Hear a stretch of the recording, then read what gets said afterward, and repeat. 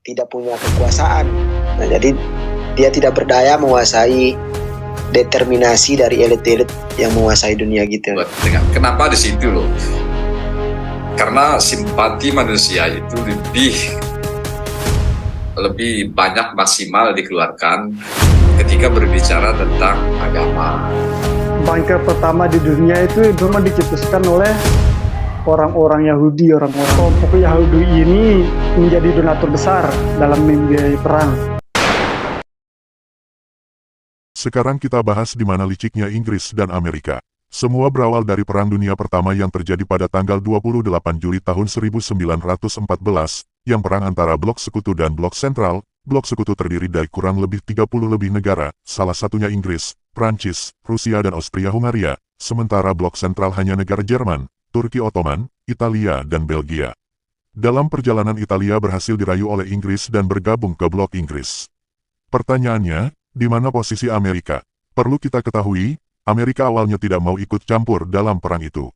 Dia memilih untuk diam, mungkin melihat peluang kemenangan, atau mungkin bagian dari strategi.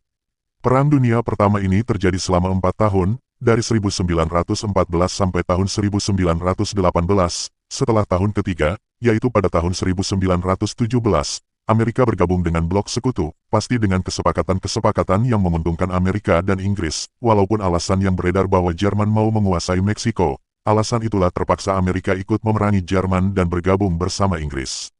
Pada awalnya, Jerman mendominasi dalam perang, tapi setelah Amerika bergabung, disitulah terlihat tanda-tanda kekalahan pihak Jerman, sehingga pada tahun 1918, Jerman, Turki Ottoman dan Belgia kalah dalam Perang Dunia Pertama. Setelah perang berakhir, Amerika lahir sebagai pemenang. Lalu di mana liciknya Amerika dan Inggris? Setelah 3 tahun perang berjalan, yaitu pada tahun 1917, ada 2 peristiwa penting yang terjadi, dan kedua peristiwa itu sangat berkaitan, karena 2 peristiwa inilah yang melatar belakangi lahirnya negara Israel, untuk kepentingan perang Blok Sekutu pada saat itu, karena ingin menggalang dukungan dari berjuis Yahudi. Mari kita bahas kedua peristiwa tersebut. Peristiwa pertama, Amerika bergabung dengan Blok Sekutu. Sementara peristiwa yang kedua adalah, Amerika dan Inggris mempelopori Deklarasi Balfour. Apa itu Deklarasi Balfour? Yaitu Amerika dan Inggris menjanjikan tanah bagi bangsa Yahudi untuk mendirikan rumah atau negara di wilayah Palestina pada saat itu. Itulah sebab awal lahirnya negara Israel, padahal tanah di Palestina pada saat itu di bawah wilayah Turki Ottoman hidup rukun dan damai, walaupun hidup dengan 3 agama. Pada saat itu, kaum berjuis Yahudi bernama Rothschild dan kaum berjuis Yahudi lainnya, termasuk kaum Yahudi dari Uni Soviet ikut mempelopori Deklarasi Balfour, dan mendukung penuh berdirinya negara Israel di tanah Palestina. Walaupun banyak bangsa Yahudi tidak setuju dengan terbentuknya negara Israel, tapi tetap tidak mampu mengubah rencana dari kaum berjuis dan politikus liberal tersebut.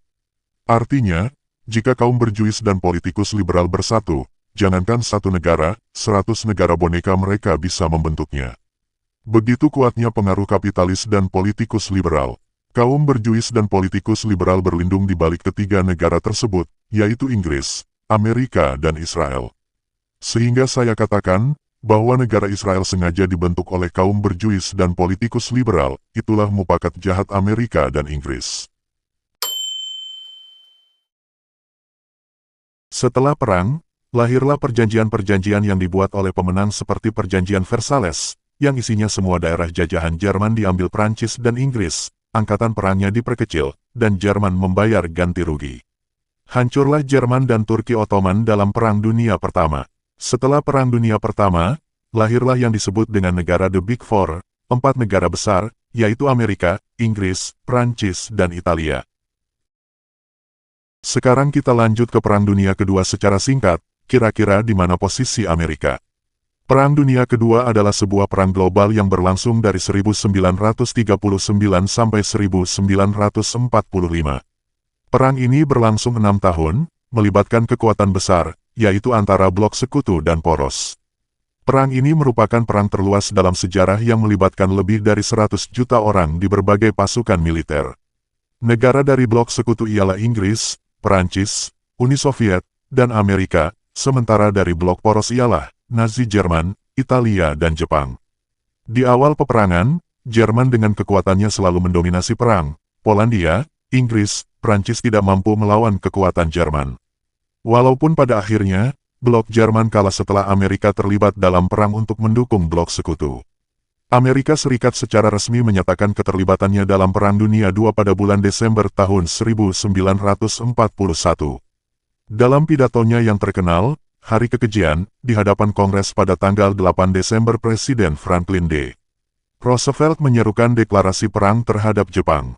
Menurut Wibisono, dalam bukunya yang berjudul Perang Dunia Kedua, Wibisono mengatakan bahwa Perang Dunia Kedua tidak bisa dilepaskan dari Amerika, di mana Amerika sebagai negara yang aktif memberikan bantuan biaya perang, peralatan dan alat-alat perang kepada Inggris dan Rusia. Pada tahun 1945 berakhirlah perang dan dimenangkan oleh blok sekutu yaitu Amerika, Uni Soviet, Inggris dan Prancis. Amerika tetap lahir sebagai pemenang dengan kelicikannya. Dari sejarah Perang Dunia tersebut, Amerika selalu menjadi negara yang diuntungkan dari negara-negara lain. Oleh karena itulah perang merupakan bisnis yang menguntungkan bagi Amerika. Jika dulu, Perang Dunia Pertama dan Kedua yang menjadi sekutu perang Amerika adalah Inggris, maka setelah tahun 1948, sekutu perang Amerika adalah Israel. Bahasa kasarnya, jika dulu mengorbankan Inggris, maka sekarang giliran Israel. Pembagian tugas yang efektif dan licik. Siapapun presiden Amerika dia akan selalu mendukung berdirinya negara Israel. Setelah Perang Dunia Kedua banyak negara baru yang merdeka termasuk Indonesia pada tahun 1945. Dan Israel 3 tahun setelah Perang Dunia Kedua. Pada tanggal 14 Mei tahun 1948, David Ben-Gurion, kepala Badan Yahudi, memproklamasikan berdirinya negara Israel. Presiden Amerika Serikat, Harry S. Truman mengakui negara baru tersebut pada hari yang sama. Inilah sejarah dunia baru telah dimulai. Sekarang mari kita analisis. Lalu dalam konteks hari ini, bagaimana dengan perang Iran dan Israel? Untuk menganalisis lebih dalam, jangan lupa, Amerika tetap konsisten menggunakan isu kekerasan, tetap konsisten menggunakan propaganda perdamaian, karena dulu di Eropa lawannya adalah monarki otoriter, Nazi, komunisme, maka sekarang adalah propaganda teroris, karena wilayahnya strategis Arab. Ini sudah direncanakan, Amerika akan menyerang negara lain dengan alasan memberantas terorisme. Our objective was the destruction of Iran's nuclear enrichment capacity and a stop to the nuclear threat posed by the world's #1 state sponsor of terror. Tonight I can report to the world that the strikes were a spectacular military success. Iran's key nuclear enrichment facilities have been completely and totally obliterated. Iran, the bully of the Middle East, must now make peace. If they do not, future attacks will be far greater and a lot easier. Amerika menguatkan PBB sebagai dasar hukum, mempertahankan dolarnya untuk ekonominya, memperluaskan pangkalan militer untuk menjadi polisi dunia. Intelijen Amerika memanfaatkan konflik Israel untuk mengidentifikasi dan menghukum negara yang radikal, dan akan menguasai negara tersebut secara perlahan. Intinya, siapapun yang membela Palestina secara militer konsekuensinya akan berhadapan dengan Amerika Serikat. Contohnya Irak yang dikenal tangguh pada saat itu, tumbang dalam Perang Teluk Kedua pada tahun 2011. Amerika perangi Irak selama 8 tahun dan Presiden Irak Saddam Hussein dihukum mati 2006, lalu negara Irak dikuasai oleh pangkalan militer Amerika Serikat. Bagaimana dengan Iran? Amerika Serikat bukan hanya mendanai militer Israel, Amerika juga ikut menyerang Iran secara langsung. Pada hari ini dan ke depannya, Iran merupakan target Amerika Serikat. Kita lihat tanggal 22 Juni tahun 2025 dengan alasan perdamaian dia mengebom fasilitas nuklir Iran. Lalu bagaimana dengan sekarang? Kira-kira siapa sekutu Iran dalam perang? Apakah Iran dibantu sama Rusia atau Cina? Apakah perang Israel dan Iran akan berpotensi terjadinya Perang Dunia Ketiga? Banyak yang berpikir akan terjadi Perang Dunia Ketiga setelah Amerika menyerang Iran. Apakah terjadi atau tidak? Mari kita bahas. Pertama, Amerika menyerang Iran di wilayah fasilitas nuklir, artinya Amerika menggunakan alasan nuklir. Pertanyaannya, kenapa menggunakan alasan nuklir untuk memerangi Iran? Sama seperti Amerika menyerang Irak, alasannya juga alasan nuklir. Kalau kita tilik dari sejarah, kenapa Amerika menggunakan alasan nuklir? Hanya alasan nuklir yang bisa mencegah Rusia dan Cina untuk ikut campur dalam perang. Kenapa bisa seperti itu? Pada tanggal 1 Juli tahun 1968, terbentuknya Nuclear Non-Proliferation Treaty, atau Perjanjian Senjata Nuklir, yang biasa disingkat NPT. NPT ini merupakan suatu perjanjian yang membatasi kepemilikan senjata nuklir. Sekarang kurang lebih 190 negara tergabung dalam perjanjian tersebut. Hanya 5 negara yang diakui untuk mengembangkan senjata nuklir, yaitu Amerika Serikat, Rusia, Prancis, Inggris, dan Cina. Sementara negara yang lainnya termasuk Iran disebut negara non-nuklir. Negara non-nuklir ini tidak boleh mengembangkan senjata nuklir termasuk Iran. Sementara itu, terdapat 4 negara yang dianggap punya senjata nuklir tapi tidak ikut dalam perjanjian NPT. Keempat negara yang dimaksud adalah India, Pakistan, Israel, dan Korea Utara. Korea Utara awalnya bergabung, tapi tahun 2003 keluar dari perjanjian NPT. Jika ada pertanyaan apakah Rusia dan Cina mendukung Iran, dalam hal ini, saya menduga Rusia dan Cina sulit mendukung Iran, karena Rusia dan Cina merupakan negara nuklir yang tentu memiliki tugas yang sama sesuai dengan perjanjian NPT.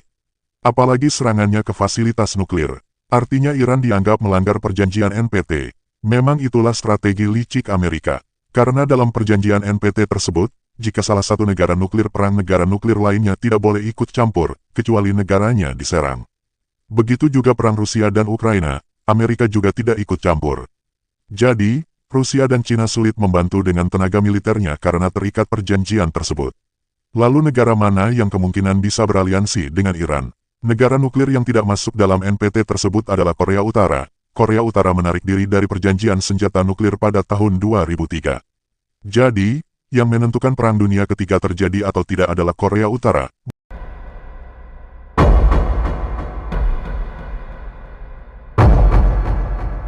Ada 5 analisis Laum Pantar.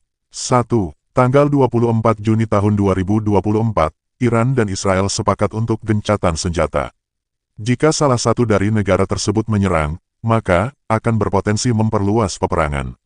2. Jika Iran mengembangkan nuklirnya bersama Korea Utara, maka Korea Utara akan mendukung Iran dalam perang militer.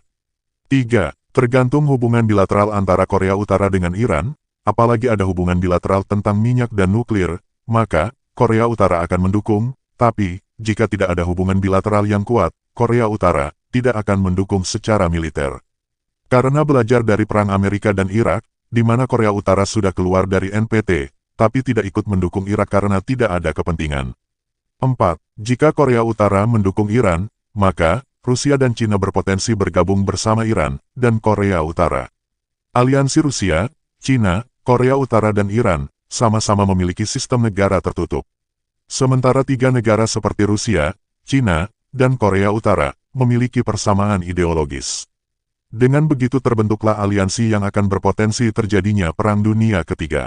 5. Jika Iran mengembangkan nuklirnya sendiri, maka Iran akan berakhir sama seperti Irak sekarang, yang pada akhirnya akan dikuasai pangkalan militer Amerika Serikat.